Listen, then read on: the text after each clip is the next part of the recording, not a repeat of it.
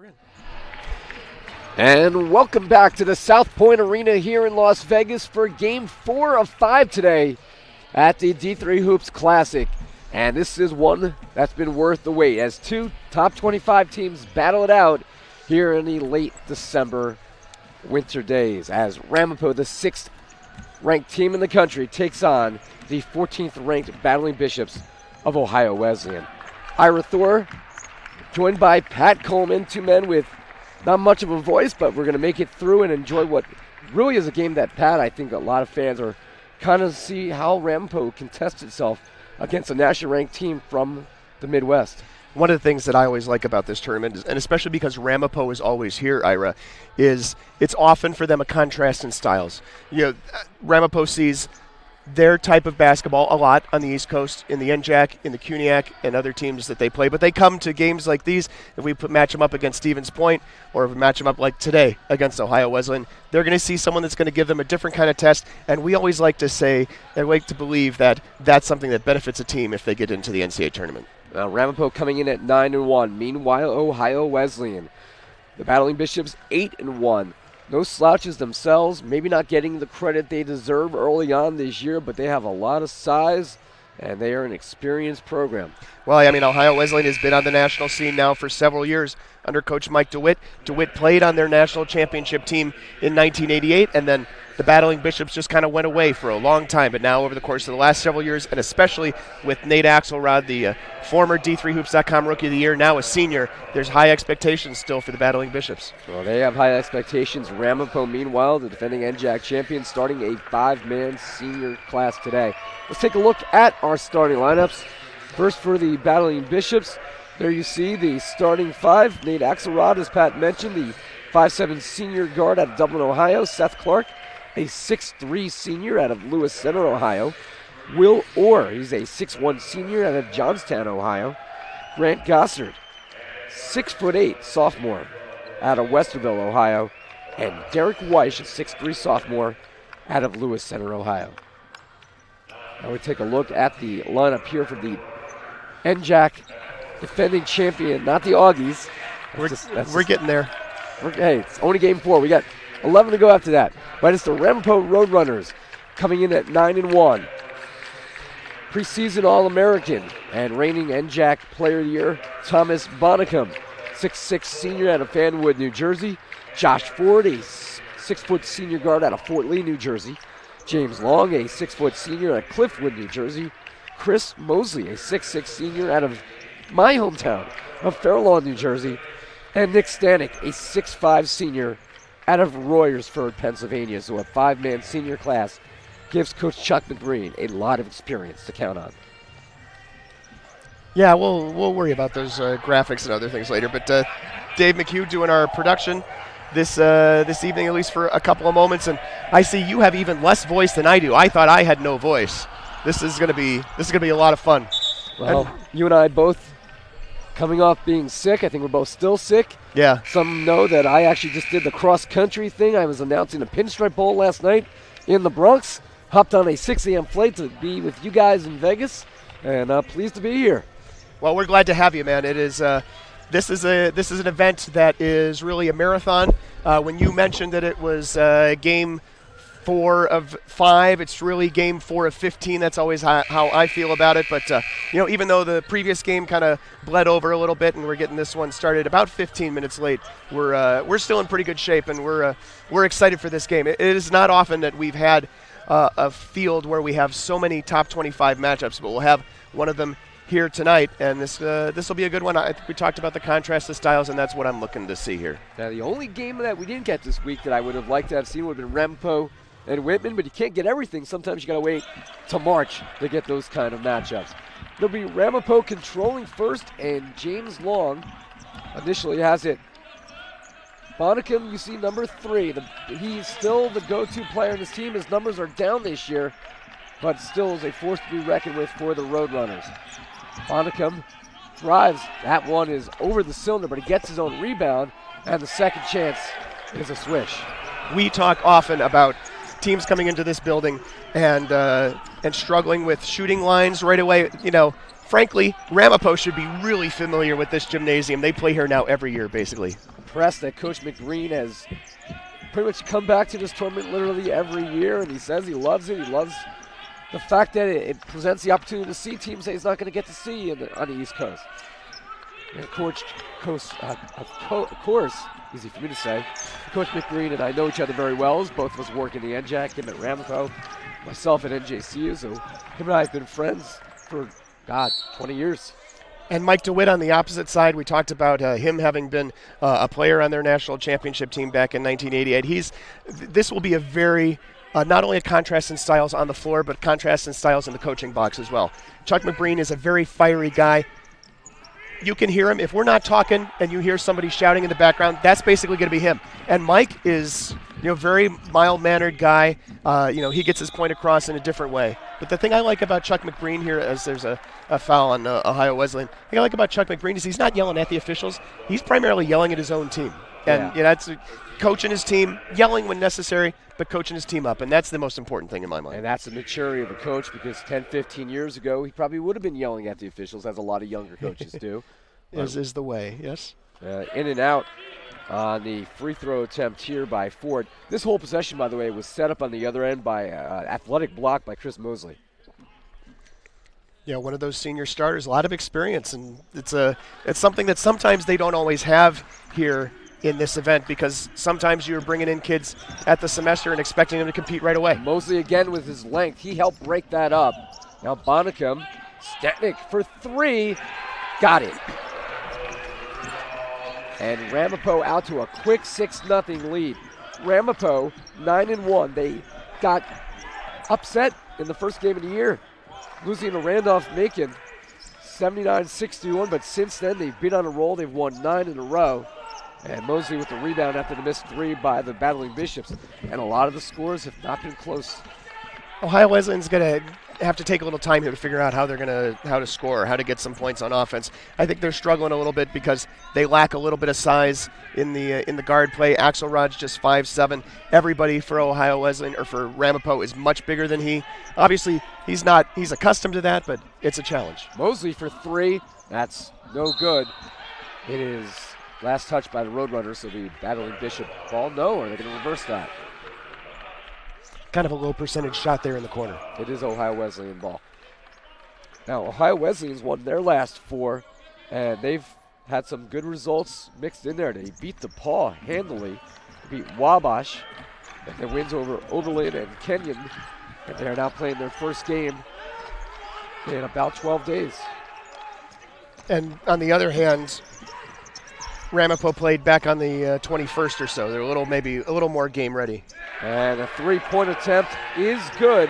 That one by Grant Gosser cuts the lead in half. You can see having a 6'8" post out on the perimeter gives them some things on offense you can't always do. Now standing too long on that attempt. We talked about how Ohio Wesleyan has size, but that's down low. You were very profound there in saying that the guards are a lot smaller than Ramapo's three guards. Yeah, and that's not always the case, right? There's a nice three in the corner, though, for Seth Clark, because, Ramapo's not necessarily often blessed with a lot of size, and, Bonnicum's 6'6", but Ford is 6 foot, Long is 6 foot. They're not typically huge by D3 standards. Well, Mosley knocks that down, gives Ramapo back the lead after the Bishops had back-to-back threes to draw even. Long, NBA range three, back iron, and Stanek, he lost the handle and somehow, falling out of bounds, was able to get it over to Long. This is a team, Ramapo, that I know way too well from a lot of battles in the NJAC. The NJAC schedule is brutal in terms of the physicality of the teams. And a layup is no good by Mosley. Nice athletic move, though. I'm surprised that didn't fall. A chance for the Roadrunners to kind of see themselves play a different kind of style of basketball today, and how important will that be for both these teams? Yeah, well, and Ohio Wesleyan still likes to push the ball up and down the floor a little bit, too, and you can see it manifesting here as the putback is good there by Gossard. Now, they average 87 points a game themselves, so they're not afraid to play at this tempo.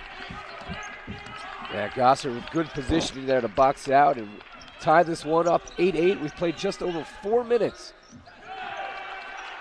And it's knocked out of bounds. It'll remain a road runner ball. They will be the first to sub, and they'll bring in Rob Lewis, a 6'6" junior center out of Scotch Plains, New Jersey. I have to apologize to our viewers. I am the person in charge of updating the scoreboard, and I'm trying to keep up. I keep forgetting that that's something I also have to do. We don't have an intern? No. I need to bring one of my kids at some point to do this, I guess. Bonica with the jumper in the lane. Second time he's hit one from that spot, and it's a 10-8 ball game. In the corner, 3-point. No good there. And a rebound by Bonica after the miss by Orr. Yeah, I mean, Orr had an open look, and he missed an open look earlier, too. And that's an easy call for the officials. Yep. As Mosley, a senior, has to be a little wiser. Yeah, Clark definitely saw it coming, had plenty of time to set up, easily drew the charge. That's a no-brainer. Well, Nick Heidel, a 6'3" sophomore at Cincinnati.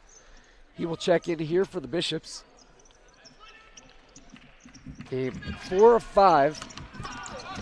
And good save by Larry Radloff to protect the photography computer. We've got a lot of viewers and a lot of activity in the live chat. I'll try to keep an eye on that as well. I'm playing producer. Now I understand why Dave sometimes forgets whether he's calling Augustana or Augsburg. Inside, and a two-handed jam by Gossard. I like Gossard. I'm getting my first chance to really get to see him at any point in his career. I really enjoy it. I've never seen Ohio Wesleyan play in person. This is the first. Mosley for 3, rims in and out, and a rebound by Heidel. Yeah, it's a first for me too, come to think of it. And a 3-point in transition. Seth Clark off the mark. And Patrick Peterson now in the game. And Coach McBreen is livid at Chris Mosley, and he calls timeout to talk it over. I was going to say, Coach McBreen is livid. That whittles it down. So we're going to take a full timeout here. Yeah, but we're going to have to keep it here. I don't know how to run breaks. Oh, you're not the commercial master? I did not get training on that. I got training on how to change to the wide view. Well, interesting note, this is only the second game that Pat and I ever called together. That's right. And we were trying to think back to when the only other time was. 2005 NCAA tournament, Virginia Beach. My NJCU Gothic Knights against Virginia Wesleyan, the Marlins. Virginia Wesleyan won that game. And you hopped on and we did the game together. And I'm pretty sure an archive for that does not exist. I'm hopeful. 2005, though, was a great run for Virginia Wesleyan. So I don't remember how your game with them ended. Is that one that ended with a Belenga 3 in the corner, or was that their next night? I think it was the next night. It was a close game, but they were the better team, especially on the road. But I think we probably had better voices that night. A bench warning on Ramapo for unsportsmanlike conduct. Thank you. Okay. No. So coaches wanted a 30, but inadvertently called a full, and that's why the warning to the bench. Patrick Peterson now in the game, number 21. He's a sophomore guard out of Blauvit, New York. He's one of the fine young players in the NJAC, so keep an eye on him. Driving the hole and drawing contact is Ford. Gossard with the call. Just a ton of quickness, right? And that's something that Ohio Wesleyan definitely has to figure out how to adjust to. It's one thing to have overall speed, right, and get up and down the floor fast, but to start from a stopped position like Ford did with that explosiveness and drive to the basket is something that it's tough to defend. Now, Ford makes the most, 64% foul shooter on the year. He's fifth on the team in scoring at 8.6 per game. Now, this Ramapo team has put up some gaudy numbers. They're averaging almost 80 points a game. But the leading scorer is not Thomas Bonicum this year. It is Chris Mosley at 13.7. So Bonicum's production's down, but others have picked him up.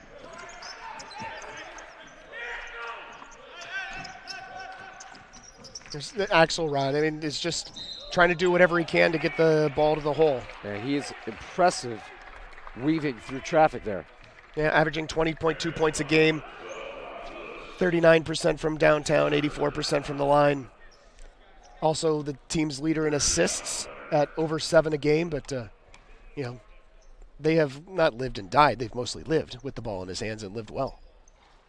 Well, that one falls through. Axelrod, an 84% foul shooter on the season, and while he's averaging 20.2, Seth Clark right behind him at 19.9. So two guards are producing awful big numbers for a team that's averaging 87 points a game.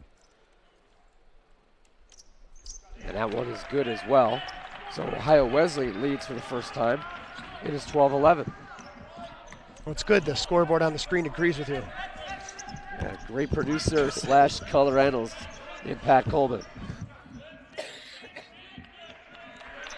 Not the best color man on the broadcast for nothing. It's probably not true. You're probably a better color analyst than I am. I'm probably a sleepier analyst right now. Peterson, the fallback jumper, no good. This game's going to keep you awake. I think we're all right. Oh, I will. Normally when you're here in Vegas, you'd like to go out at night. Not tonight, folks. I am going to sleep. All right, fair enough. Three-point attempt is in and out by Heidel.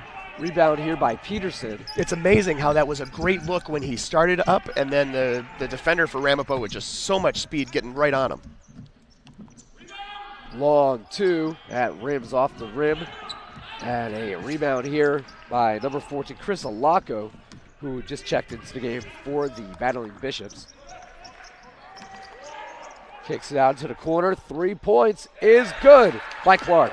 Really nice ball movement there. You saw the ball come into the interior for Gossard. Gossard at the high post. Knew he wasn't going to do anything with it. Found the open shooter in the corner. Mosley with a nifty turnaround spin move off the glass to cut it to 15-13. Coach McBreen said to me in the pregame, he was worried about this game. So this is... Should be. I mean, that's not coach speak for sure. This is probably the best team they've played this year. The rankings would allude to that. And that's going to be a foul, probably on Mosley. Or a hip check. Yep, Axelrod just trying to find a way to the basket. Well, hip check. Mosley, that'd be a great play of hockey. Yeah. Which you can now see in Vegas. That's right. Couple subs here as Axelrod and Gossard both come out. Returning is number 44, Derek Weish. 3 points. Good by Seth Clark. It's good to get Clark involved. Clark struggled a little bit here in the early going, but now a couple buckets, and it's the biggest lead of the afternoon. 5-point lead. Peterson answers with a 2 to cut it to 3. I say afternoon. It is still afternoon here. I know it's evening for both of you guys. I still have my clock on my laptop here set to Eastern time, 7:30 p.m. Nice three in the corner there for Jared Gerber. Gerber also new in the game, and the 5'9" sophomore pushes the lead to 6. I was a little worried when they took Gossard and Axelrod off the floor. I thought, where's the offense going to come from? No need to worry about that. Back-to-back buckets. 2-point attempt is no good. Missed there by Rob Lewis. And another 3-point attempt. This one off the mark, and Peterson with the rebound. Gerber missing that one long. And a 2 is good as the jumper falls for number 24, Robnick Williams, who just checked in. Another sophomore out of Blauvit, New York, Peterson's hometown. I think since both teams are really comfortable playing at this pace, Ira, I think we're going to have a very entertaining game. 3 points here. Weish connects. Yeah, sure. Why not? Why not everybody shoot? Let's all shoot 3-pointers. Maybe not me, but everybody else. Weish, 6 of 14 from downtown coming into the season, or coming into the weekend. They got 7 guys who can all shoot the 3. Now Weish knocks that one away. Picked up by the Bishops. Can they score in transition here?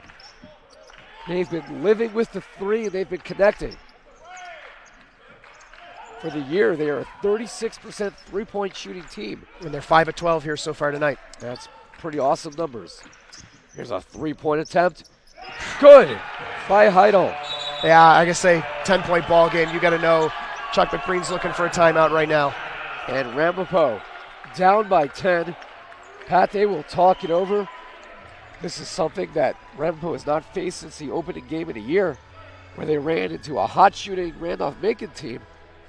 And no disrespect to Macon, they're not the team that Ohio Wesleyan may be. No, definitely not. Also, in talking with McBreen before the game, he spent a good amount of time just talking about their game against Yeshiva, which was a maybe their last game before break or one of their last games before break. The 21st, if I remember. Yeah, that was the game he was talking about. A game in which it was neck and neck for, about the first 34 minutes or so, and then Ramapo ended up winning by 19, but mostly because of a 19-2 run or a 21-4 run down the stretch or something like that. Yeshiva's a good team. Yeah, and they gave Williams a scare earlier too. Yeah, I know. Yeah, they may be a presence to surprise people and maybe win the Skyline this year. So they could really give the NCAA some issues in terms of scheduling. Yeah, that would be a challenge for sure. Some new players into the game, and Jordan Zagadou, sophomore forward out of Newark, scores. Connor Romano's in as Coach McBreen has gone deep into his bench. First of all, you brought a bunch of guys, right? I mean, look at all the next time the camera pans over, look at all those white shirts on the bench. Secondly, if you're not happy with the guys you got out there, give someone else a shot. Find someone who's going to give you a spark, right? We got 19 men on the roster, and always carrying one of the larger rosters in the NJAC. 3 points, no good.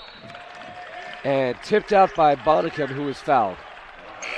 I mean, look at that. I can't get the camera operator to zoom in because they're like 3,000 feet away from us, but look at all those guys on the bench right there. That's a huge Ramapo bench.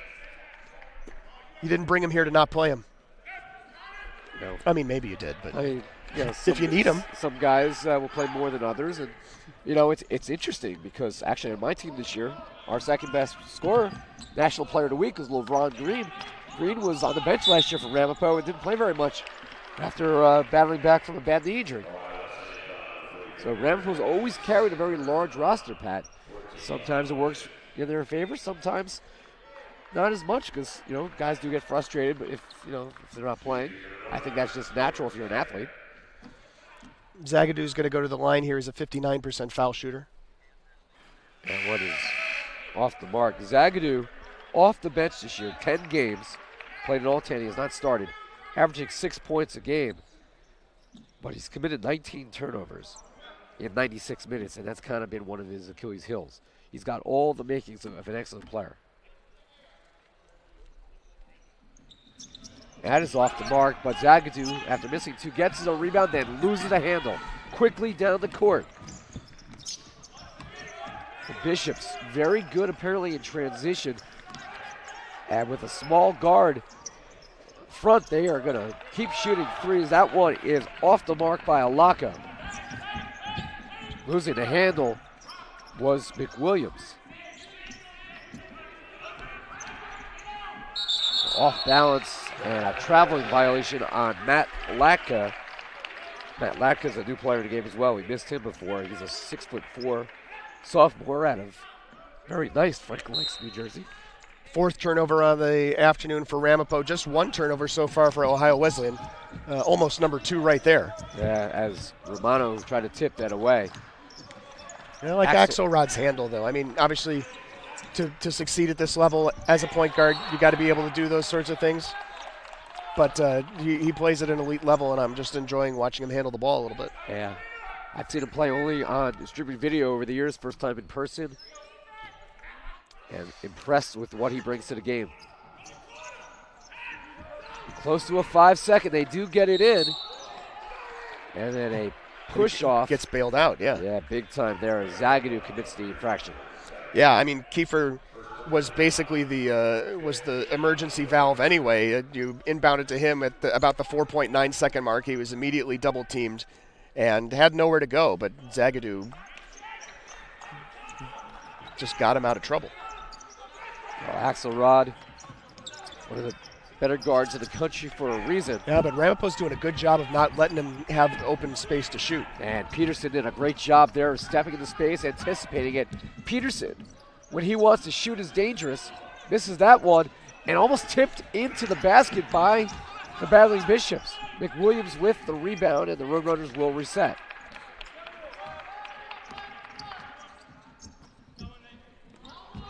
Now Lotka with it. Cross court here to Romano. We're getting a rare look at the Ramapo set offense. And Zagadou is able to convert.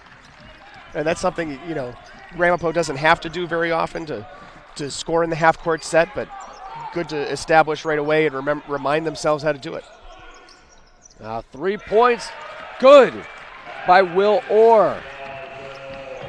It's just a shooting clinic right now. 7 of 17, make it 8 of 18 from downtown for OWU.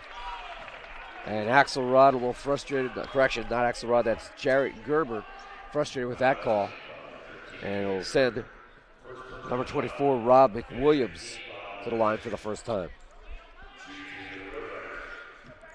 McWilliams just averages about 11 minutes off the bench, 4.8 points, just his 5th free throw attempt of the year. Still looking for his 2nd made free throw.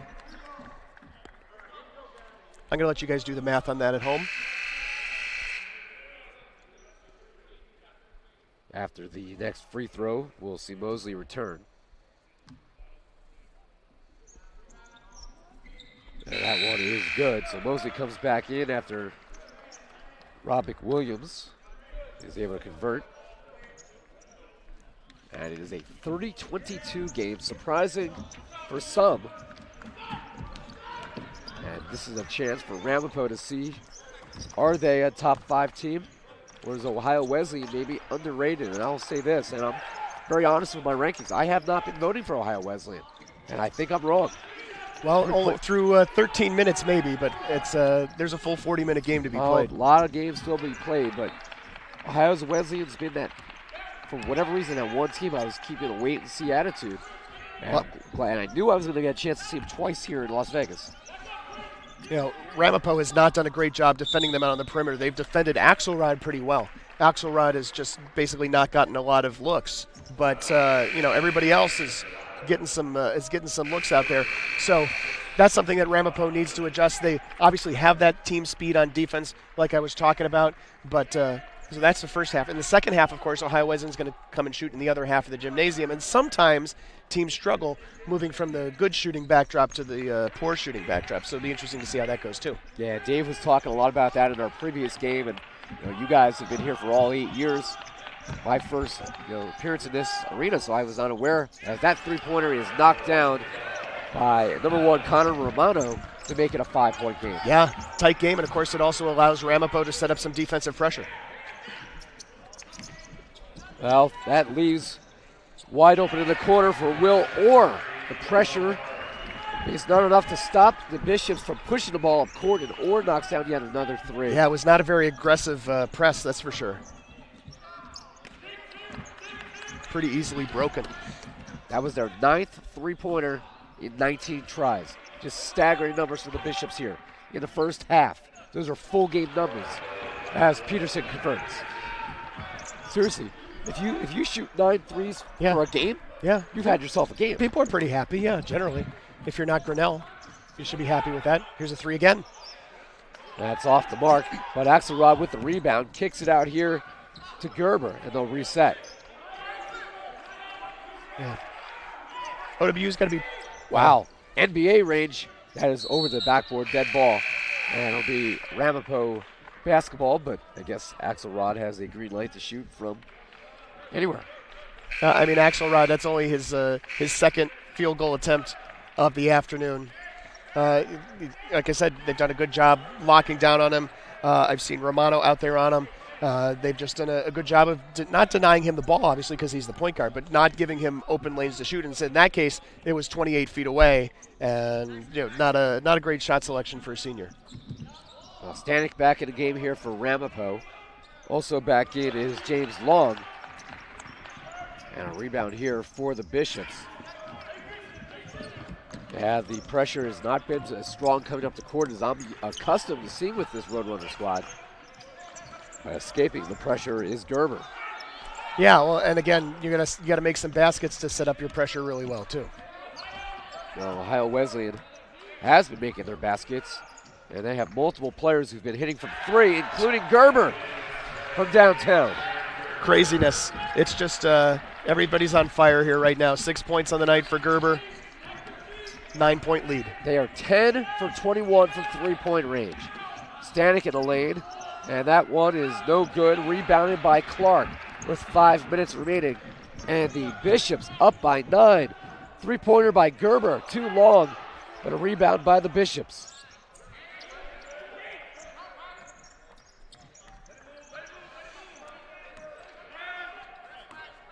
And I'm going to go take a look back at that Randolph-Macon box score and see what the three-point percentage was in that game. That's way off the mark.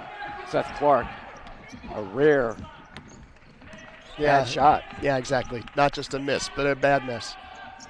Bonnicum at his short and a rebound by Gerber.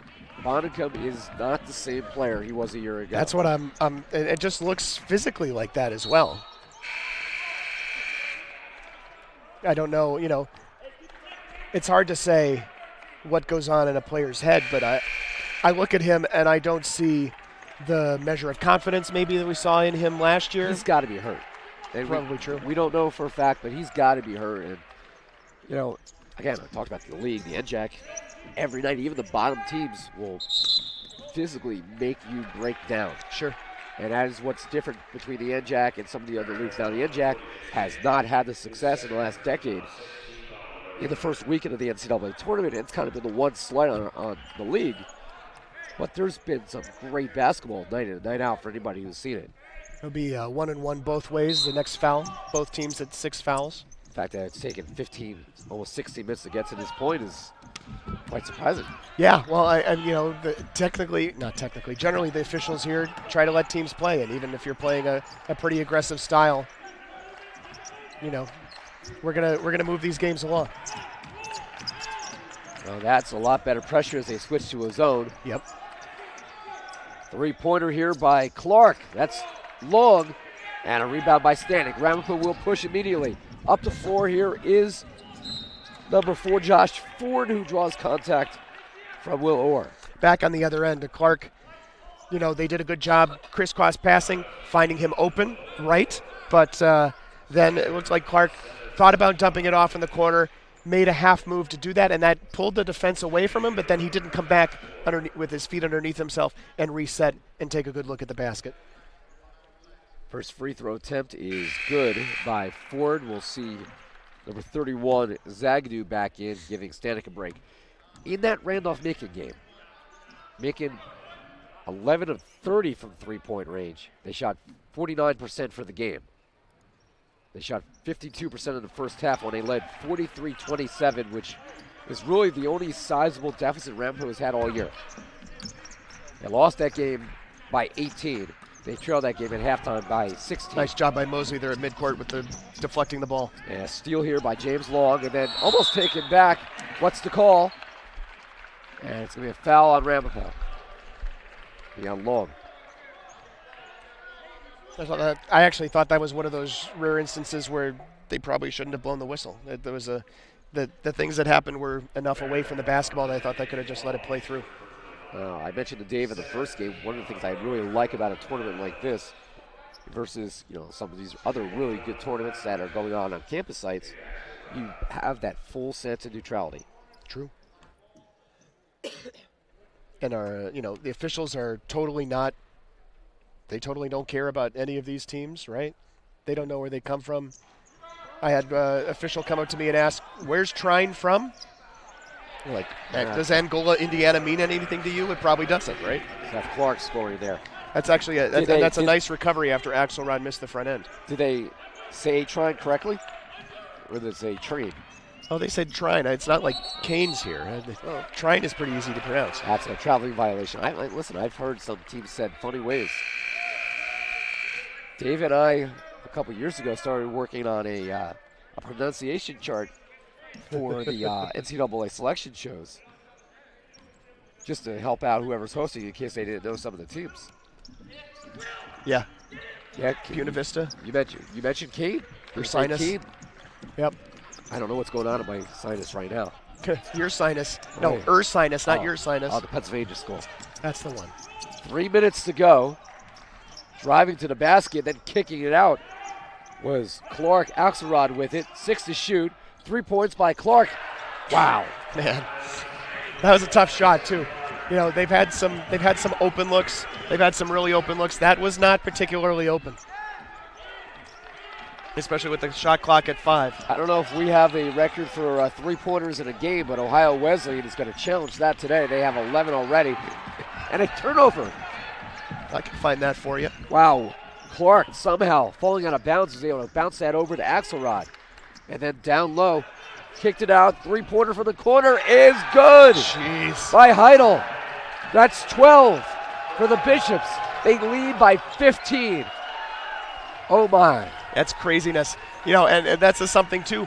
If you're Mike DeWitt, you go into the locker room at halftime. You got to bring your team back in, get them some composure a little bit. Not that they're decomposed, uncomposed, discomposed, but the whole thing being is that you have to know that high is not going to continue, right? You got to figure out, you got to kind of reset, pretend like it's nothing at the half, which, you know, obviously there's still 2:19 to go in this half, but we're fairly certain that Ohio Wesleyan is going to have an opportunity to go in here with a significant lead. Well, three-pointers made in a game. Sorry, the record for a D3Hoops.com Classic game is just 13 by George Fox. Well, that might fall here in the first half. That could fall before halftime. That is staggering. I wonder what the record is for a non-system style basketball game. Yeah, unfortunately, we don't have those things anymore. The record book is all. I'll try to figure that out at halftime. You know, once upon a time, pre-system days, I know St. Mary's in Maryland had a three-point record. I know before that, Catholic had a three-point record under Coach Bob Valvano. You know Bob Valvano, right? Yes. Radio host extraordinaire and former D3 Alley-oop, head coach. and Mosley sends it down. And a lob there from Josh Ford, but that only cuts it to 13. Yeah, but 2 points at a time is certainly fine with 22 minutes left in the game. A lot of basketball still to be played. Ramapo has to find another way to get back in this game. Yeah, Pressure well, defense defending the perimeter better would help.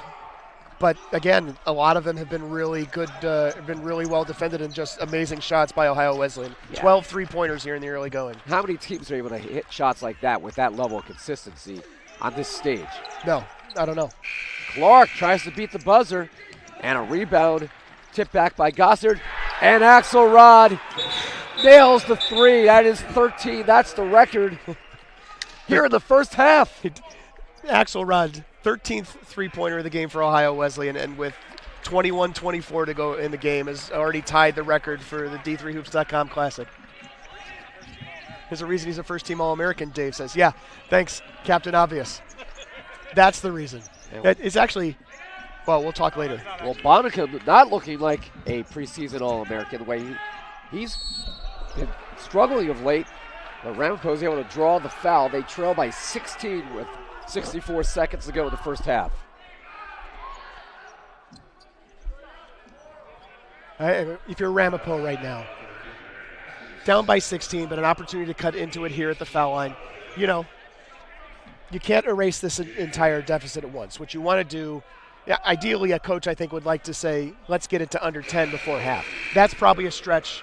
You probably can't ask for that right now, even after a made free throw. So, you know, try to get it to 12, try to get it to 14. If nothing else, go into the locker room with a little bit of momentum. Also, so Chuck McBreen can save his voice and not yell at his players so much.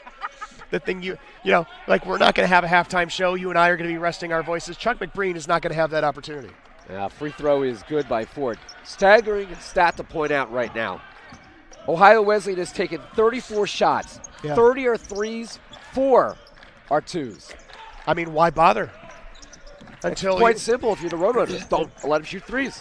Yeah. Or if you do, apparently easier said than done, although a that's little too long there. Yep. I mean, if you're going to make him shoot, just run that zone outside the perimeter. Because, Pat, right now, they're proving they can hit from virtually anywhere. Yeah, I mean, in all honesty, shoot.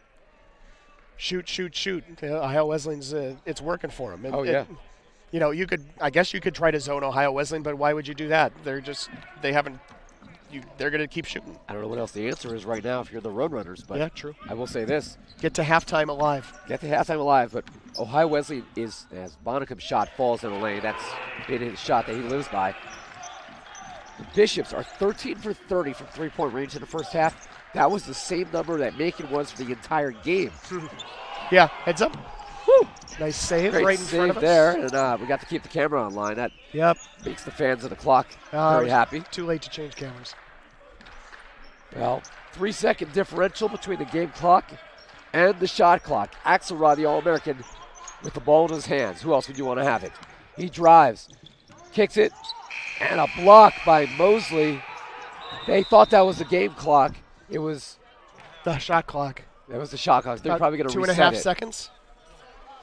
Well, Tell him. Mr. Bonica, who really enjoys shooting half-court shots, just took that one, but it doesn't They give count. him 2.3. That's about right.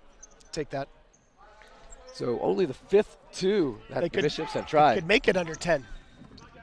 Nah, not enough time. That shot will not count. So we will go to the break with probably a surprising score to some, as Ramapo, that has rolled along in recent weeks, is being steamrolled here in the first half because of the three-point shooting of Ohio Wesleyan. The Bishops, ranked 14th in the country, lead 47-35. Pat, your thoughts on the first half? I mean, we basically talked about all the things we talked about, right? It's Ohio Wesleyan's just been basically on fire. It's but you know, you go into the locker room and you got to know that you got to adjust. Both sides have to adjust. Ohio Wesleyan has to know that it can't count on coming out in the second half and shooting 13 of 30 from downtown. So what are the other things that you're going to do on offense when that hot streak ends?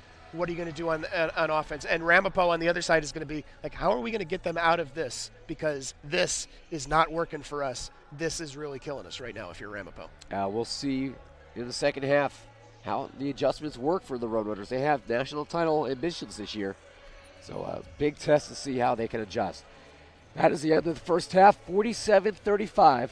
Ohio Wesleyan leading Ramapo in a battle of top 15 teams. You're watching Game 4 of 5 of Day 1 of the D3 Hoops Classic here at the South Point Arena in Las Vegas, brought to you by Sport Tours. We're going to take a break. I'm going to gargle some water, and we'll be back for second half action here in Las Vegas. I did receive a non-athletic scholarship upon entering school. I got the presidential scholarship, which was huge for me. I think there's more opportunities for academic scholarships in Division III. I did receive academic scholarships. Just being involved on campus, being a leader, all those things combined kind of get me recognized. It's a great experience for me.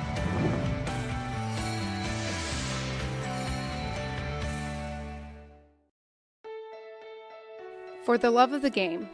That's what it's all about, they say. But for those of us who are Division III student athletes, it's more than that. It's more about team and the schools and communities we represent.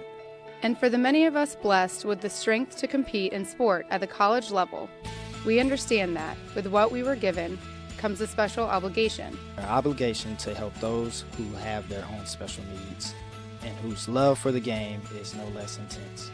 That is why NCAA Division III teamed up with Special Olympics. Since August of 2011, we and others from Division III campus communities have volunteered more than 250,000 hours, time away from the classroom and practice field, reaching across the country to coach and mentor Special Olympics athletes. And to learn that in giving, we receive so much more in return.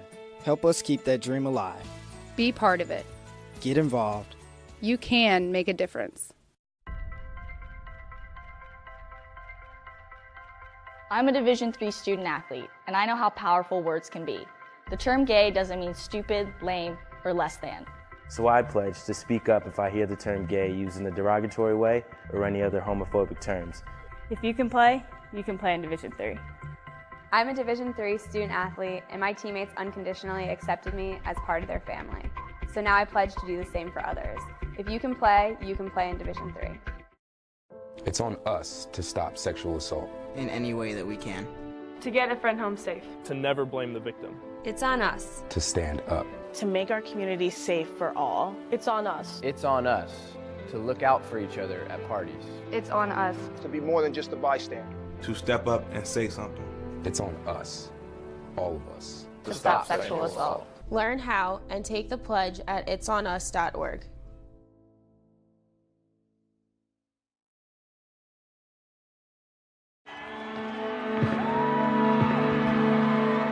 Great moments are born from great opportunity. That's what you have here tonight. That's what you've earned here tonight. This is your time. Now go out there and take it.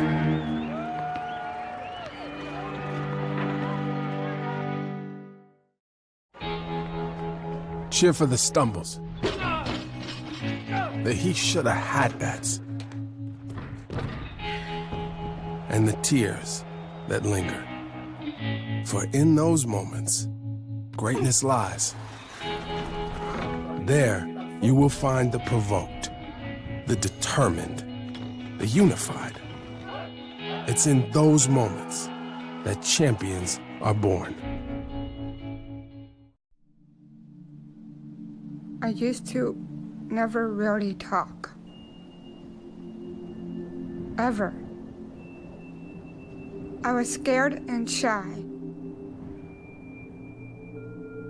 It was hard to look at people's faces. I was afraid if I said something wrong, everyone would laugh at me. But then I started to play golf with Special Olympics. I made friends and won lots of gold medals. But I learned more than just playing golf. Special Olympics helped me to find my voice.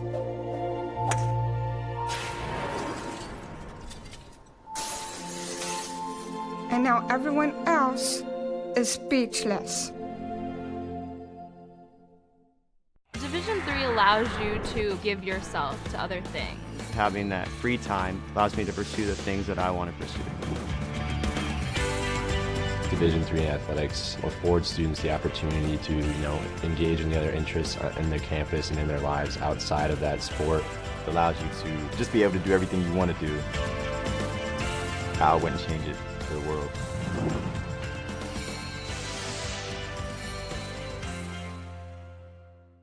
For the love of the game. But for those of us who are Division III student athletes, it's more than that, a lot more.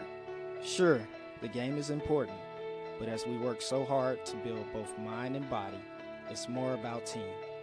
That is why NCAA Division III teamed up with Special Olympics, and in giving the gift of sport to those for whom it seemed an impossible dream, we are working to make this a better world. Help us keep that dream alive. You can make a difference. I'm a Division III student athlete, and I know how powerful words can be. The term gay doesn't mean stupid, lame, or less than. So I pledge to speak up if I hear the term gay used in a derogatory way or any other homophobic terms. If you can play in Division III. I'm a Division III student athlete, and my teammates unconditionally accepted me as part of their family. So now I pledge to do the same for others. If you can play in Division III.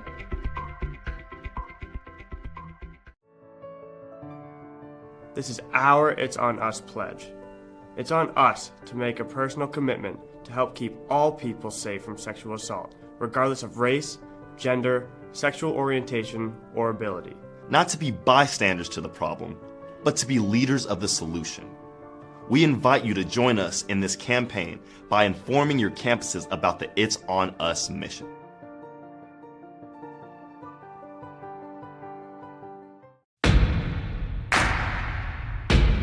It starts right when you hit the court. You imagine your finest moment. The game-winning shot that gets you to the dance, a monster dunk or no-look pass, and cutting down the net. Sports lets us dream of our own success and prepare us for our finest moments on and off the court.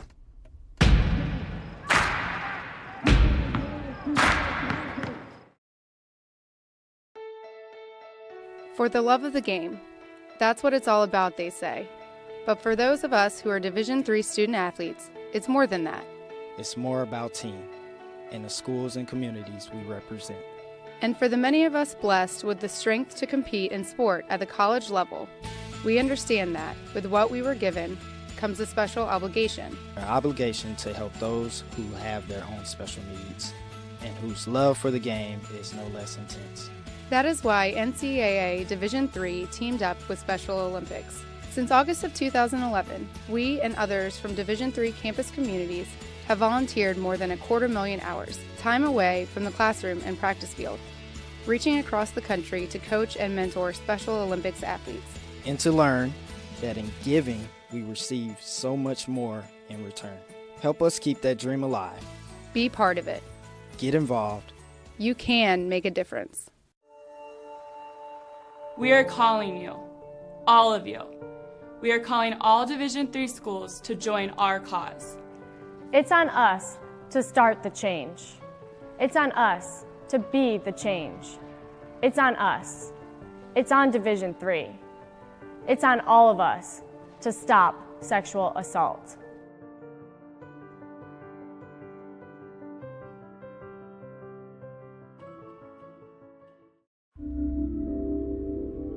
This is why we love sports.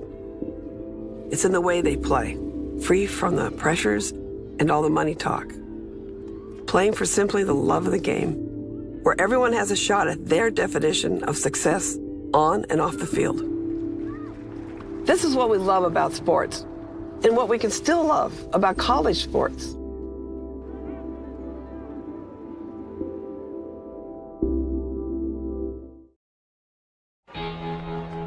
Cheer for the stumbles, the he shoulda had that's, and the tears that linger. For in those moments, greatness lies. There, you will find the provoked, the determined, the unified. It's in those moments that champions are born.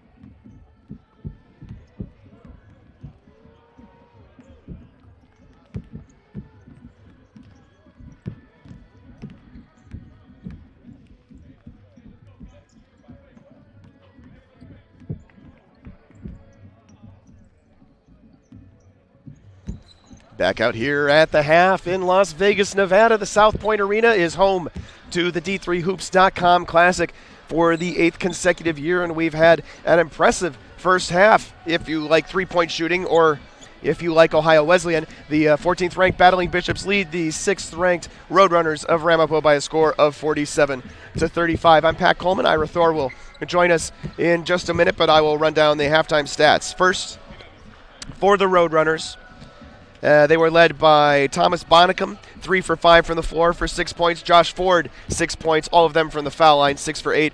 Chris Mosley, 6 points, 3 for 6 from the floor. Patrick Peterson off the bench with 4. Zagadou off the bench with 4. McWilliams with 3. Romano with 3. Stanek with 3.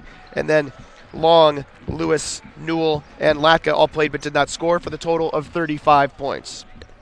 13 of 24 from the floor, 54%. 2 for 5 from beyond the arc. 7 of 12 from the line, 58%. Turn over the ball 8 times compared to 5 for Ohio Wesleyan, and the rebounding was even at 16 apiece. For the Battling Bishops, you heard it, they made their living at the three-point line, but led by Seth Clark, 14 points, 5 of 12 shooting, 4 for 10 from three-point range. It was then Grant Gossard with 7 points, 3 for 3 from the floor, 1 for 1 from beyond the arc. Jarrett Gerber off the bench with 6 on a pair of threes. Nick Heidel off the bench with 6 on a pair of threes. Nate Axelrod started, scored 5, 1 for 3 from beyond the arc, 2 for 3 from the foul line. Also a game high for assists. Derek Weish with 3, and then Chris Alaco and Tim Kiefer played but did not score for the total of 47 points. Ohio Wesleyan, 16 of 34 from the floor for 47%, 13 for 30 from downtown, 43% from beyond the arc, and 2 for 3 from the foul line. Ohio Wesleyan with 16 points off of the 8 turnovers by Ramapo. Ramapo with 7 points off the 5 turnovers for Ohio Wesleyan. And as we welcome in back once again. My broadcast partner here, Ira Thor. Now, if you're the thing I was talking about before we went to break, if you're Ohio Wesleyan, what do you do when the threes stop falling? Because at some point that has to be a thing that happens. And it'll be an interesting dynamic in the second half. What you and Dave have both pointed out, that sometimes the ball does look differently coming out of your hand when you're facing the open end of this arena, the question inside. But if Ohio Wesleyan keeps shooting like this, there's nobody in the country who's going to be able to beat them. I don't care who you are. That's right. What we saw in the first half was championship level shooting. But for Ramapo, we're going to see how well they can dig deep and make this a game. Ohio Wesleyan, if the threes don't fall, what other part of their game, Pat, can they rely on? I can tell you this, first time seeing them in person, I am thoroughly impressed. And Ohio Wesleyan's going to attack the basket here to our right in the second half. I'm sorry, I just started doing play-by-play for no good reason. That's your thing. Well, it's been a lot of action for all of us to see here today, and a lot of it's been from outside the perimeter as 13 for 30, a tournament record 13 threes in the first half alone. That's 14. Now they have the record all to themselves. As Seth Clark says, it's still the first half. Yeah, man, talk about setting the tone early, right? Very first possession of the second half. Yeah, everything that worked in the first half is going to work at least for the first 30 seconds. And that's no good by Peterson, who gets the second half start. Be interesting, too. Axelrod in the first half, just 5 points, just 3 looks at the basket, only 2 good looks at the basket.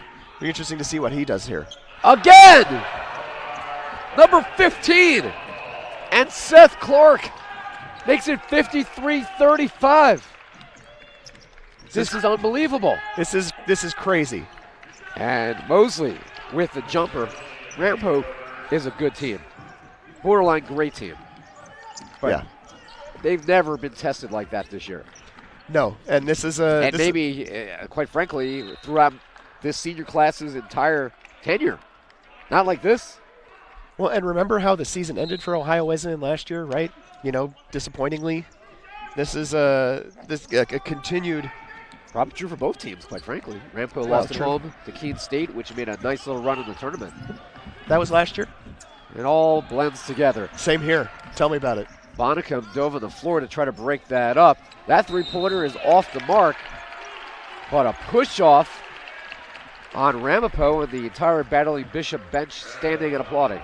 At the half, Orr had 2 fouls, Gossard with 2, Weish 2 for Ohio Wesleyan, Mosley had 2, and Stanek 2 for Ramapo. Inbounds play here goes to Weish, sets the screen, and Ramapo facing something that they're not used to, a team that can shoot from there. Yeah. That's 16 threes. Axelrod gets into the act. Craziness here. Stanek tries to force his way in. That is blocked back by Gossard in transition. They kick it out to Axelrod for 3. Yeah. This is NBA basketball right now. Well, just look at the Ohio Wesleyan bench and Ohio Wesleyan fans up in the stands. Just complete and utter craziness right now. The Ramapo fans on their right are in complete utter shock, and can you blame them? They trail by 22. Yeah. Well, I mean, didn't see this coming. No, did not see this coming. Not this style. Not this way. It is just an impressive performance. They're putting on a shooting clinic right now. Ohio Wesleyan, their future opponent here, right, is looking at this game. And, Eric Bridgeland is sitting about 15 feet down from us and watching this game going, we got to face these guys in a couple of days. What are we going to do? Could you imagine if Ohio Wesleyan comes in and knocks off both a top 6 team and a number 1 team? And I'll be quite frank. I might have to follow Division III basketball again. Oh, you are now a football full-timer. I am gladly semi-retired from basketball. I love doing this event and then coming back about the 3rd week of February and helping Gordon and Dave and the team push their way through the NCAA tournament. You're like Brock Lesnar in the WWE. Now, he's a Minnesota guy, so I can bring up the reference. Okay, yep. Where he only shows up for a few pay-per-views per year. Okay. But he's still the big star. So you want to keep having him around. And Pat Coleman is basically our version of Brock Lesnar. Doesn't have I'll keep that in mind. Doesn't have the F5 capability, but Well, F5 is refresh, right? I can F5. Oh, you think you do? Ah, you have a good answer there. I can F1 a lot, too. I can Alt F4 a little bit when necessary. That's about it. I can Control Z a lot. Ramapo right now has to control the 3 because this is right now, you're talking about one of the great three-point shooting performances ever between two ranked teams. Not just in this tournament, but probably all time. That is the kind of presence they're putting out today. Bonnicum is blocked, but a foul is charged. Yep. And you can issue that to Gossard. Yep, Bonnicum Gossard got ball contact up top, but body contact underneath. For Ohio Wesleyan, 7 players have hit at least 1 3, and 5 have hit 2 threes. As a team, they're hitting 17 of 35 from three-point range. I'm just trying to keep an eye on the discussion between the Ramapo coaches and timeouts or fouls or whatever. Yeah, I have 3 timeouts remaining for Ramapo. The scoreboard has 2. Now, I'm as unofficial as it gets, but that was my impression. They've called 3 of so far. Yeah. So that is a mistake at the table. They definitely have 3 left. Nope. So we'll see if the officials can, get this rectified. Meanwhile, I'm going to do a little research into all-time non-system three-point shooting.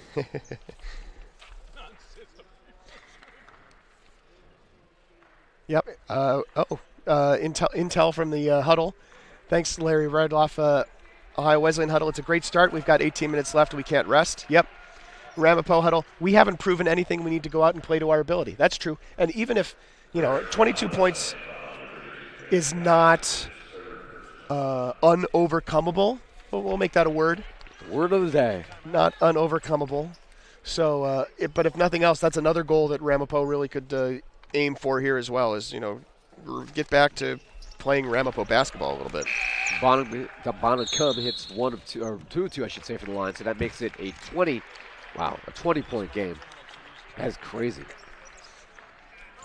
Ramapo is not accustomed to this kind of a deficit. They trail games. They trail games in the NJAC. Sure. And they lost the first game this year, but this right here is a blitz that they don't have a recipe to solve. Thanks for speaking football to me. I appreciate it. A blitz, you like that? Yeah.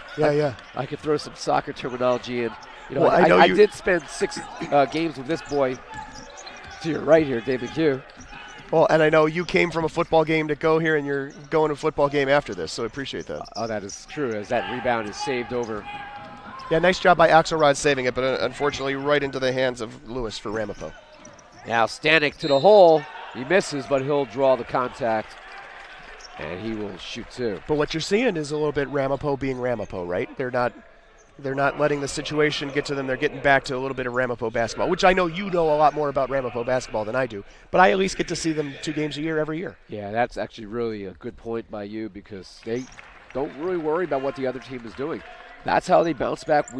My team, NJCU, was beating them by, I think, 11 in the NJAC championship game with not maybe 5, 6, 7 minutes left.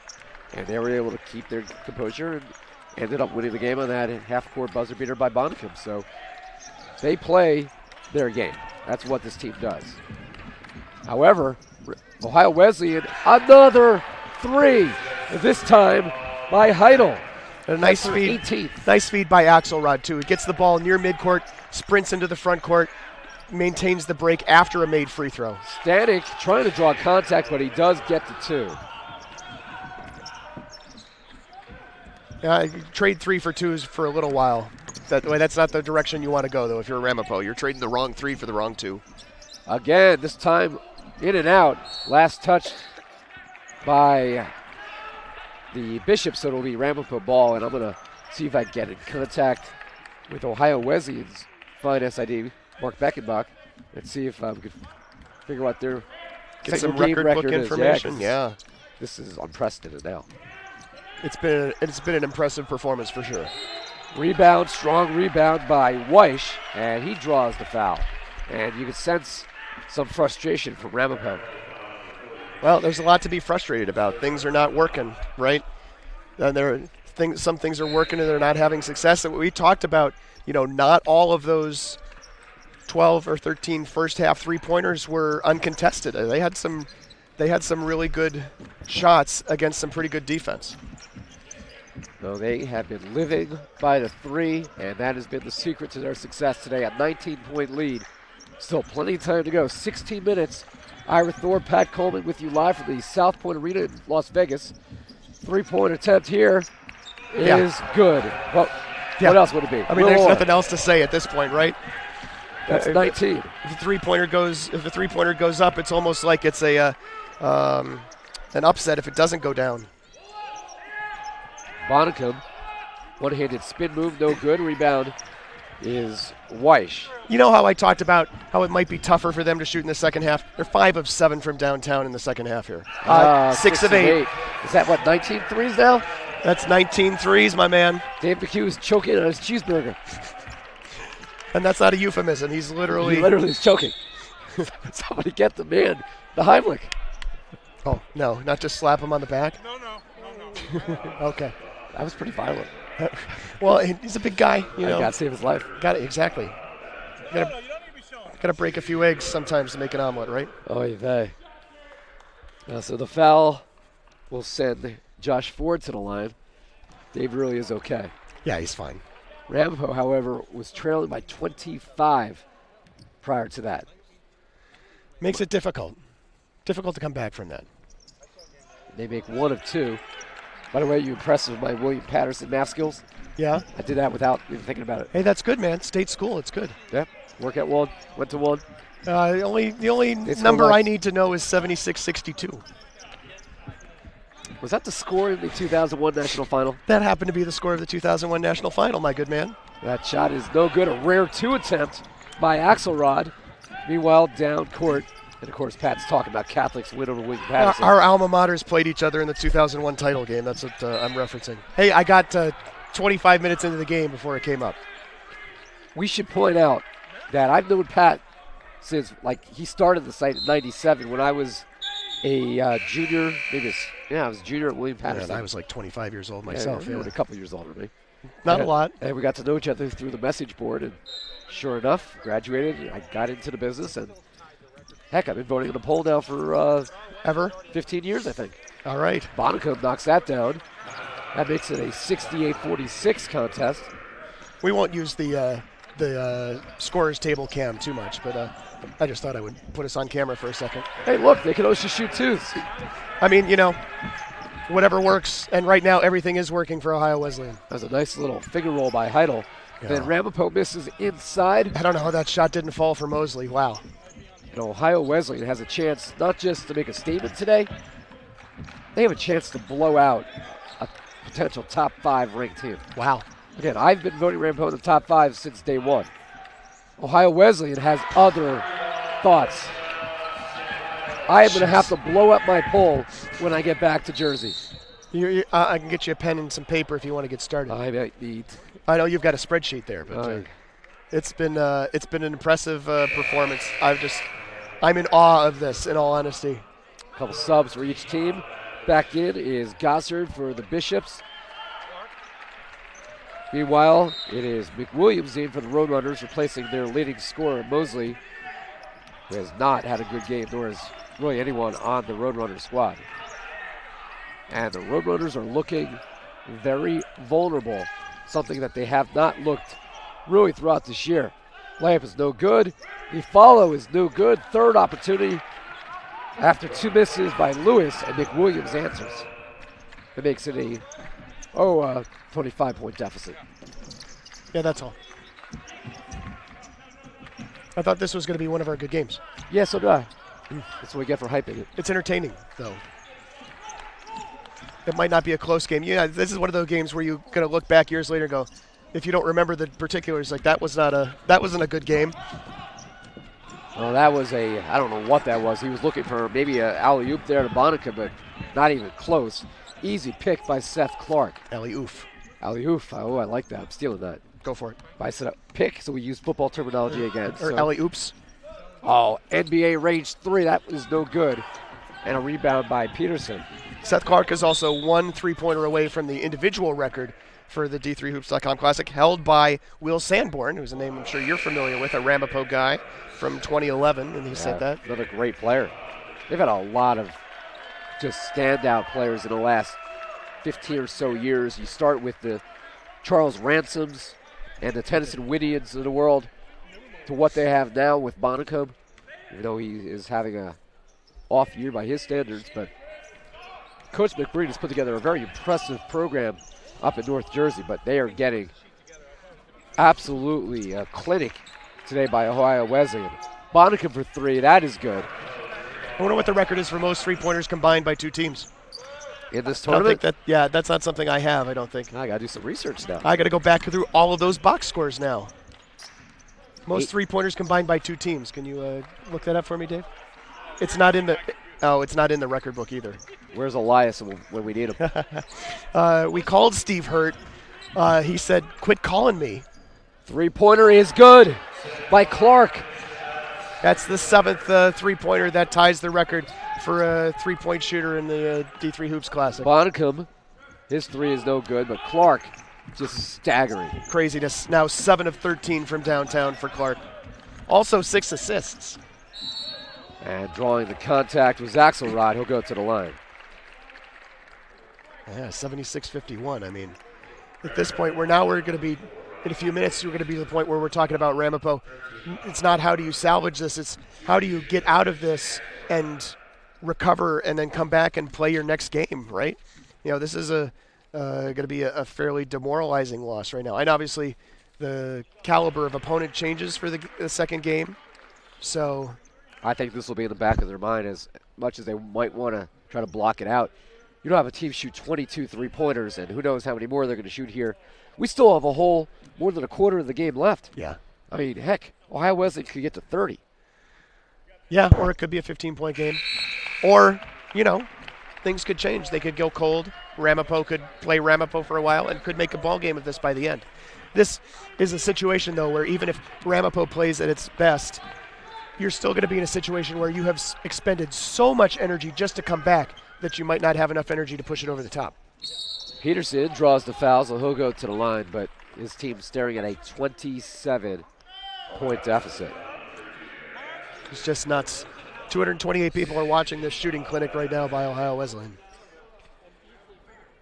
Well, Ramapo, he knew this was going to be a test. I don't think they had any clue it would be anything like we're watching right now. And yeah, it's like you're expecting a multiple choice test and you get an essay test instead.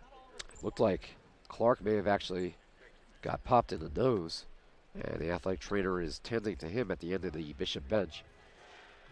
So probably going to have to sub. Weish is at mid-court ready to come in.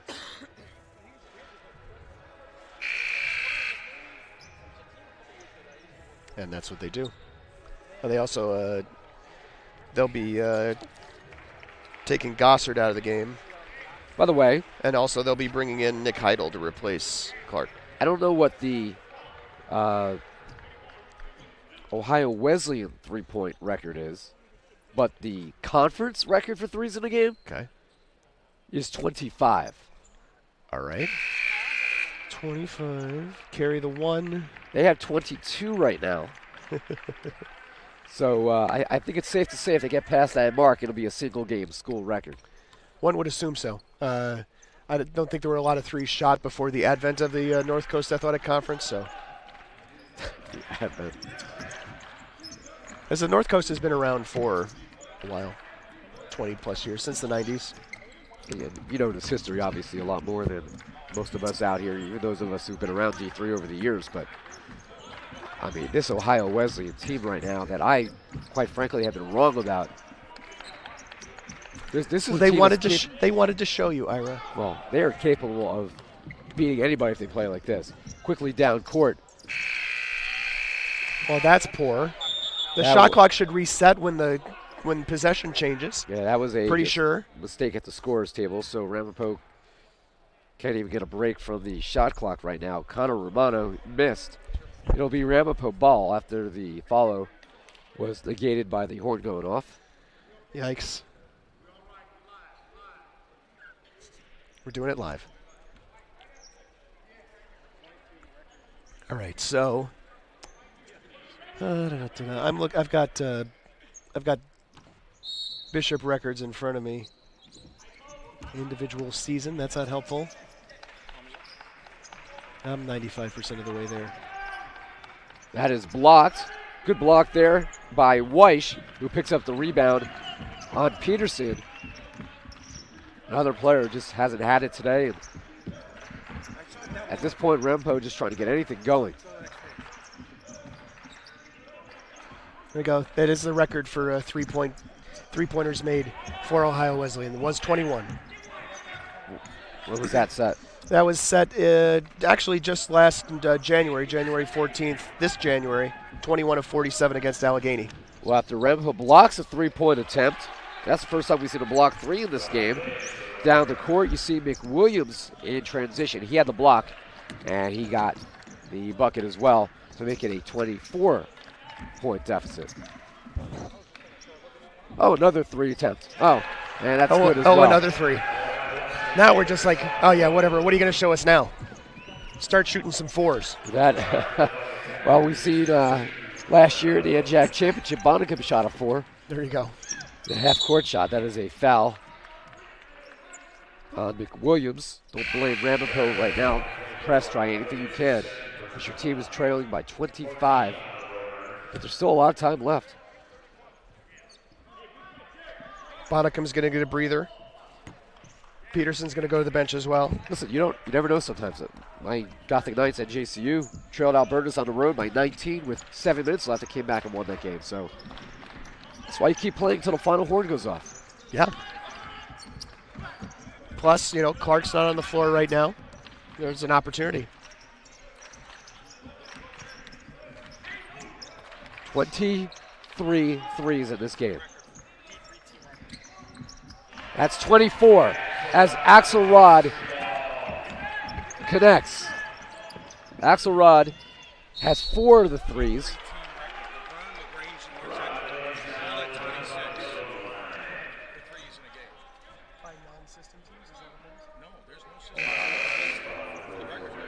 And we're having a conversation as we're studying the record book. We'll be a couple subs here. Returning is Seth Clark. And going to the line, it will be Rob McWilliams.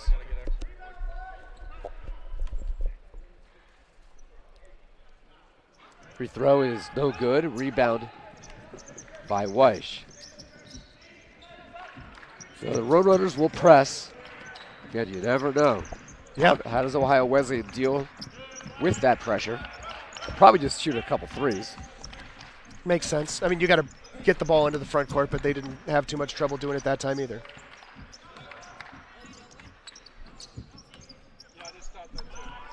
Spin move, turnaround jumper by Clark is good. A 2-point basket.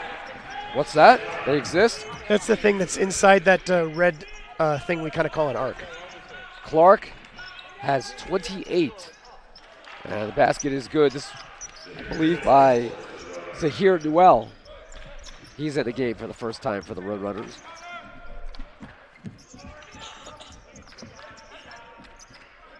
Yeah, Ohio Wesleyan now is just basically going to be in maintenance mode, right? I mean, the record for three-pointers in a game at the D3 level was out of reach, basically, because all of those system teams, this one particularly, Greenville with 37 in a game against Lincoln Christian last year, Redlands against La Sierra. I suppose if we were to look at a game between two D3 teams, if that were a record we could find, that would be different. But I mean, Jack Taylor had 27 by himself in that game against Faith Baptist Bible, right? That elite Division III school. NCCAA Division III, maybe. 86-60, under 8 to go. That's why I also kind of wish they had a record book for overall and for against Division III opponents. Right, exactly. Yeah, wouldn't argue with you there. So we have 7:40 to go. Ira Thor, Pat Coleman live with you. We are here in Las Vegas, game 4 of 15. Not all today at the D3 Hoops Classic. Three-pointer. Oh, that's in and out halfway down. Yeah. Can't buy a three right now as Ohio Wesleyan. Suddenly, after just making their first 23 out of 45 or whatever. They missed 2 in a row. It is a stunning drought. Zagadou, that floater, one-handed, no good, rebounded by Gossard. Remember early on, Gossard was the guy we were looking at. Gossard was having a great early part of the game. And then threes happened. Ramapo led 6-0. And then Ohio Wesleyan started raining threes. Raining indeed. It's just been impressive. And now, of course, Ohio Wesleyan is just in run the clock mode. And Coach DeWitt, I mean, that's a classic move, what you have to do at this point. Absolutely. That one was no good. They've missed 3 in a row. Yeah, but they got a good look with 1 second left on the shot clock. They didn't chuck up a prayer. That is a clear offensive foul on Romano. And that's kind of why it doesn't matter for Ohio Wesleyan right now in the short term what you do on offense. If you come down on the other end and you get a stop, or in this case, a bad decision by a guy with the ball in his hands, a sophomore with the ball in his hands, then that erases a couple of empty possessions for Ohio Wesleyan. Oh, they thought about the full court pass there. They inbounded here to Gossard. And, I mean, the historian in me kind of wants to see how many Ohio Wesleyan can keep hitting. Yeah, but they don't need to. But they don't need to, and that is exactly the point. You know, maybe they will take some shots like they have with the shot clock winding down. They do a shot this time is well off the mark by Gossard. But not particularly Gossard's strength either. Capable of shooting from the perimeter, but not what he's best at. Newell's jumper, no good. And a rebound by Laco. Pretty much the entire bench is in right now with the exception of, well, it's actually, I take that back. It's actually an even mix because Axelrod and Clark both still out there. Earlier today, Augsburg beat Carroll 74-69. Coming up next, we have another game featuring a top 25 team and a 4-time national champ between UW Stevens Point and 13th ranked Wartburg. So there's still more action here today. 5 games today, 5 games tomorrow, 5 games on Saturday. No games on Sunday. Well, I got one. Well, I don't. I got one at MetLife. All right. Appreciate that. I got the Giant Redskin game. I'll be on a plane. Well, I'll be on a plane at 6 o'clock in the morning. Yeah, best of luck with that, man. Actually, I take it back. I'm doing the cross country again. As last touched, referees asked for help. It's going to stay here.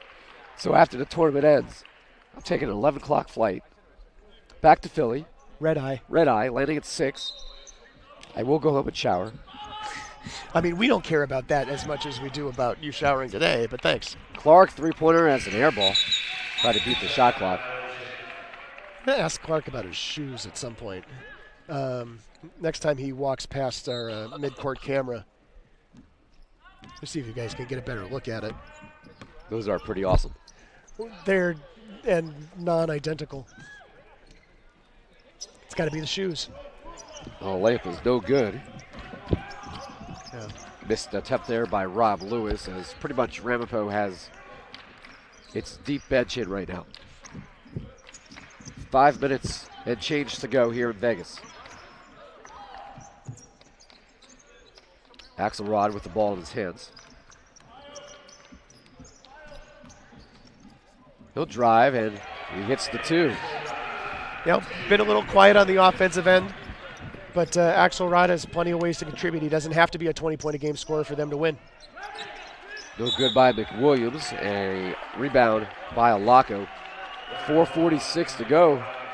Can Ohio Wesleyan get to the century mark? That's another. I guess that's another goal to watch out for. Sure, I don't have any free tacos to give away or anything, but that's something that could happen. Well, Bonnicum and the rest of the starting 5 for the Roadrunners check back in. Actually, I take that back. Peterson was not a starter today. And he is out there. James Long is the lone non-starter on the floor. Free throw, no good. Stanek back in the game. He has the board with 4:42 to go. How's your B material? We're already in it, aren't we? How's your C material? I'm just thinking about what I'm having for dinner. What are you going to have for dinner? I don't know. I'm going to walk around the casino. I'm going to try to... Steak and shake's a good option. That looks like an option. I'm going to try to avoid the smokers because yeah, I'm not a big fan of cigarette smoke, and that is the one danger with a casino. I don't blame you. But I refuse to pay the exorbitant plane rates for food, so I didn't really eat much this morning. On a 6 a.m. flight. That's 3 a.m. Pacific time. It was. It was also midnight in Hawaii. That's okay. We're not in Hawaii. I would love to be, considering the temperatures that have been in Jersey lately. Not as bad as Minnesota. That rolls around and rebound on a second chance put back by Goddard. Yeah, I can't complain about temperatures. I mean, no, we've had zeros for a while. So I had zeros of wind chill, but you had actual real zeros. Perfectly happy to be here. Augsburg is happy to be here, I'm pretty sure. Carroll, I think, would have to be happy to be here. Central is going to have to be happy to be here. Stevens Point, happy to be here. Wartburg, happy to be here. I don't know what the weather's like in Walla Walla or Delaware, Ohio, or Tacoma, Washington. I will say, for Wartburg, Iowa school, I was working a Pinstripe Bowl yesterday, Iowa, BC, that game. Oh, yeah. And Iowa players were wearing short sleeves on the field. Sure, I bet. What was the temperature in Yankee Stadium? 13-degree wind chill. Oh, yeah. So that's nothing Summer that they don't do every day, right? Yeah, it's summer. I don't know about summer, but... Well, it's spring at least. It's December. Not going to let it bother them. How about the BC players? Some of them were wearing short sleeves, but Iowa definitely had the market quartered in the I'm not letting this bother me department. Meanwhile, I had the windows closed and threatened to slap the hand of anybody who tried to open the window. Nice. Still, Well, Axelrod and Clark still on the floor here. Yeah, Axelrod, that three-pointer, they haven't hit a three in like 5 minutes now. Yeah. You know, in all honesty, they have all the records now, so. I was rooting for 25, though, just because I like nice round numbers. 25's not as round as you think it is. I'm not as round as you think either. No, you're the least round of the broadcast crew this weekend, that's for sure. I have my holiday, I have my extra holiday layer of warmth. Stanek, he makes that one. That cuts the deficit down to 25. So Ohio Wesleyan, 24 of 49. Basically shooting 15% from three-point range on a day where they've set a school record and they need one more for our North Coast Conference record. This is the point at which I'm refreshing my memory to find out who they lost to this year. And that was an 84-83 loss at Hanover on November 29th. I mean, Hanover's not a pushover generally right now. Top 25 too. Yep. Played in the second weekend of the tournament last year, right? Couple subs here. We'll see Dion Hale for the first time. He's a freshman guard out of Trenton. And also Matt Lotka. He's back in the game as well. Can I tell you, though, if I'm Mike DeWitt and my team's done this after a 12-day layoff, I'd be pretty happy. I don't know what you have to tell your team in terms of things to do better. I'm going to schedule more 12-day layoffs. Okay. Your voice could use a 12-day layoff. I could use a 12-hour nap. Jumper by Mosey well off the mark. You don't really call those naps, you know. Well, considering my sleep schedule lately, I'll take what I can get. Ramapo, by the way, is shooting 46%. Not terrible, but it doesn't look like it based on the scoreboard and specifically the three-point spray chart. Yeah, exactly. The problem is they're getting out-rebounded, not by a lot, but a little bit, and they're turning the ball over a little bit more often. Traveling violation. And they just haven't made 24 threes. It's amazing what happens when you make 24 threes, right? It gives you a bit of a scoring edge. Well, Tim Kiefer, he's the new player in the game for the Bishops. He squared away there, looking like he wanted in on the three-party.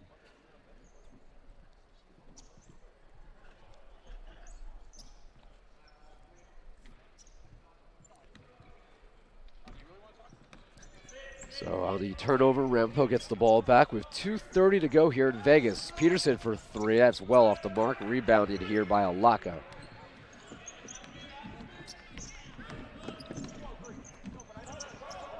So Ohio Wesleyan will not get to 100, barring something unforeseen. Well, I mean, they're just working the clock, right? Three-pointer by Alaka. That's number 25. And they tie the North Coast Conference record. And they have basically doubled the previous D3 Hoops Classic record. That's right, and we haven't even had a system team here. The 8th different player to hit a three-pointer today is what I was going to say. New player will be Travis Bennett. He's a 6'5 freshman from Garfield, New Jersey. Pretty much everybody on this Ramapo team is from New Jersey, with the exception of one gentleman from Kolkata, India, Raghav Sehgal. He hasn't played today. Kolkata, yeah, Calcutta we used to know it as, right? Is that how you spell it now? Yeah, that's how we spell it these days. Oh, I was like when it's not Mumbai anymore, it's Mumbai, right? I didn't realize they changed the spelling so dramatically.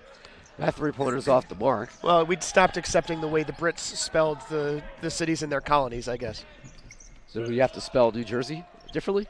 I'm not going to go there, I guess. I guess we could keep the original spelling. It's basically pronounced the same, too. Well, I mean, it would mess up all my the holiday labels that I pre-print over here.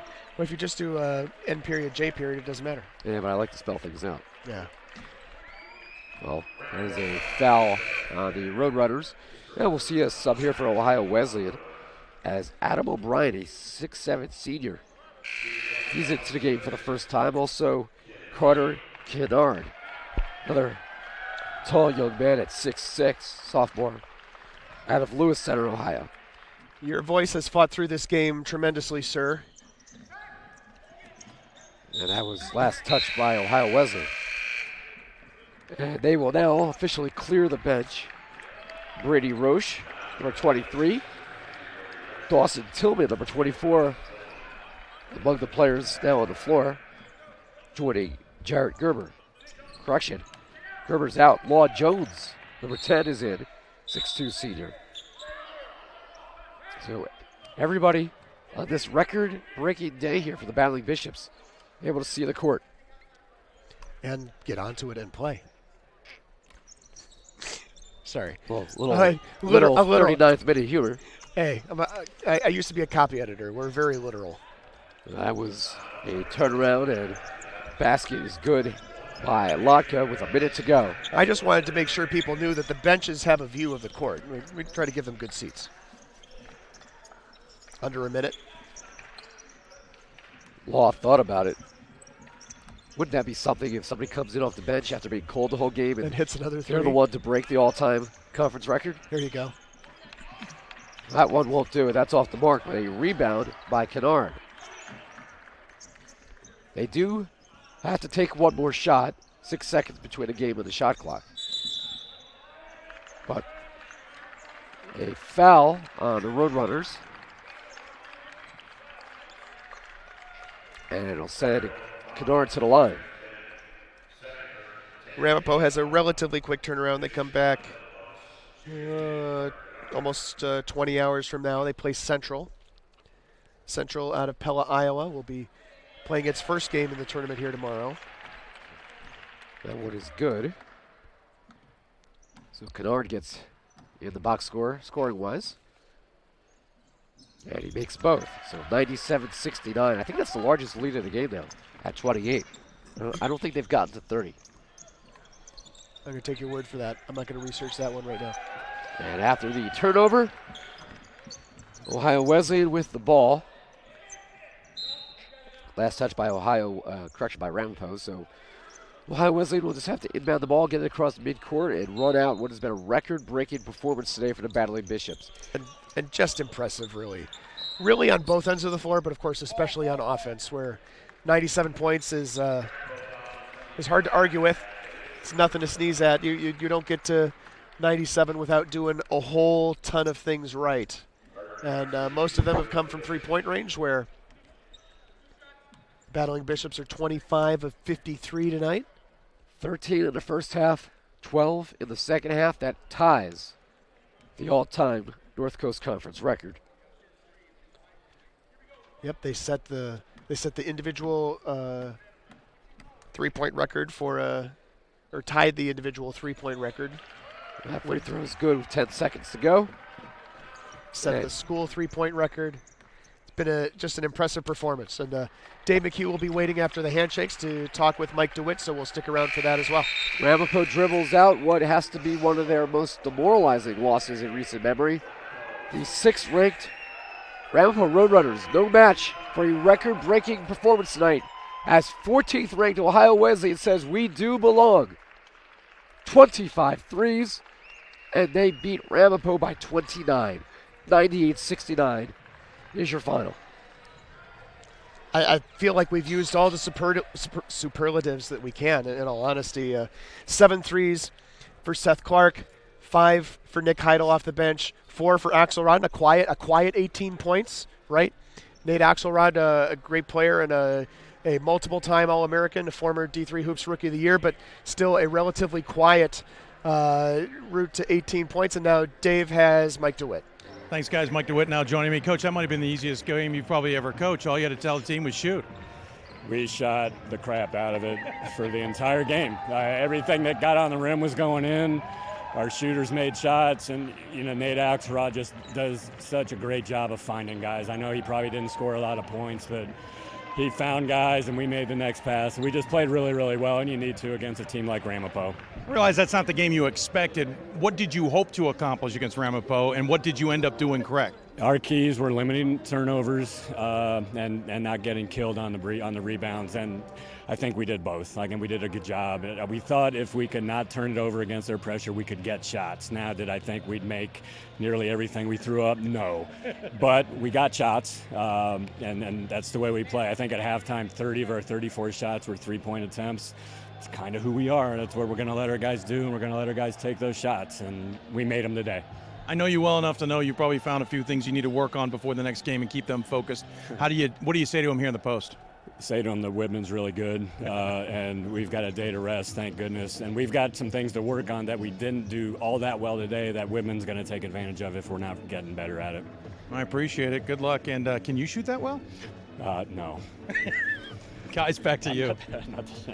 All right, thanks a lot, Dave, with Mike DeWitt. He's pretty happy about his team's performance. But, yeah, they have Whitman coming up in a couple days. They do have a day off, though. They're going to need that day off, Pat, to rest their tired arms. Yeah, exactly. Takes a lot of energy. You got to ice those arms after a shooting performance like that, right? Takes a lot of energy to extend those arms as far as they did. 53 three-point shots.